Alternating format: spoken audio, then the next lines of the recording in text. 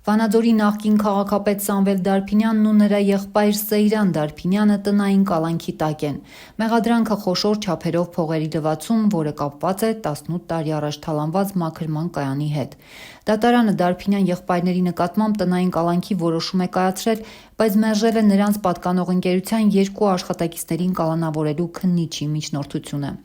Մեղադրանքը վերաբերում է 2007 թվականին սկսված ու անմիջապես կասեցված քրեական վարույթին, որը վերաբացվել է 2019-ին հեղափոխությունից հետո։ Լոռու մարզի դատախազը դեռ 4 տարի առաջ Ազատությանը տված հարցազրույցում ասում էր, որ փորձաքննություններ են նշանակվել եւ որ շատ շուտով թարմ ապացույցներ կունենան։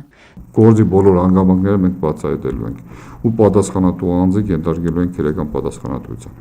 Բայց այդ ամբողջ ընթացքում ոչ մի անձի, այդ թվում նախկին քաղաքապետի նկատմամբ մեղադրանք չկար։ 2018-ից ի վեր Դարփինյանին առնչվող բազմաթիվ քրեական եւ դատական վարույթներ են եղել, սակայն նախկին քաղաքապետը ոչ մի օր ճաղերի ետևում չի անցկացրել։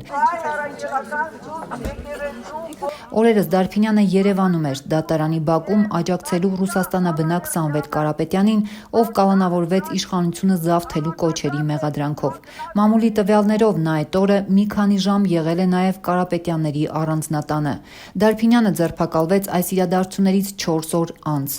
Վանաձորի մեկ այլ նախկին քաղաքապետ Մամիկոն Ասլանյանը նույնպես այդ օրը եղել է դատարանի բակում եւ հաստատում է, որ տեսել է Սամվել Դարփինյանին։ Կարծում եք, որ կապ ունի երեկվա ձերբակալությունը։ Ես որևէ մեկնաբանություն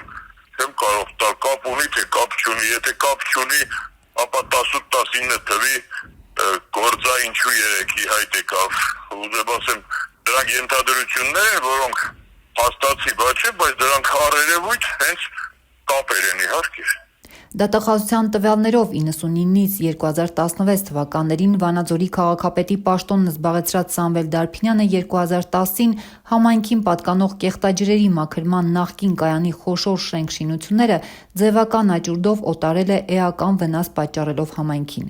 Այնուհետև ապամոնտաժվել են մաքրման կայանի թանկարժեք խողովակներն ու սարքավորումները։ Մեղադրանքը հետևյալն է։ 2010-11 թվականներին հանդիսանալով համայնքի ղեկավար, իր հետ փոխկապակցված ընկերության հետ համայնքի անունից կնքել է մաքրման կայանի առանձնապես խոշոր չափերի խողովակները ապամոնտաժելու պայմանագիր, որից հետո յուրացման եղանակով հափշտակել է նույն մաքրման կայանի խողովակաշարը։ Այն օգտագործել է իր եւ իր ընտանիքին պատկանող հեկի շինարարության մեջ։ Նշված խողովակների ձեռքբերման օրինական տեսք տալու նպատակով կեղծ փաստաթղթերի միջոցով ձևակերպել է իբրև ձեռքբերում, այդ կերպ խեղաթյուրելով գույքի հանցավոր ծագումը, տնօրինման եղանակն ու իրական պատկանելիությունը։ Դեռ 3 տարի առաջ Լոռու մարզի արդեն նախկին դատախազ Կարեն Գաբրիելյանը մեկ շաբաթ էր տվել ենթականերին կեղտաջրերի մաքրման կայանի գործի մասին իրեն զեկուցելու եւ վստահ էր, որ շատ արագ կպարզեն ինչպես է թալանվել մաքրման կայանը, արդյոք դրա խողովակներն ու սարքավորումները հայտնվել են Դարփինյաններին պատկանող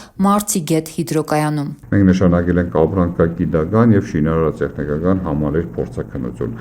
Գրություններով փաստվել է, որ մոդաբագայում ստանանք եւ ստանալու արդյունքում կոնկրետ կքննարկենք